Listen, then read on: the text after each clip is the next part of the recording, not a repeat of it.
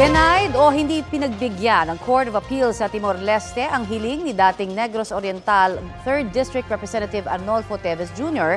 na bawiin ang extradition o pagpapauwi sa kanya sa Pilipinas. Ayon sa Department of Justice, kinumpirma yan sa kanila ng Prosecutor General ng Timor-Leste. Noong Hunyo, pinayagan na ng Timor-Leste Court of Appeals ang extradition request ng DOJ. Sabi naman ng abogado ni Teves na si Attorney Ferdinand Topacio, ang stay order ang ibinasura ng korte roon at hindi ang hiling na bawiin ang extradition.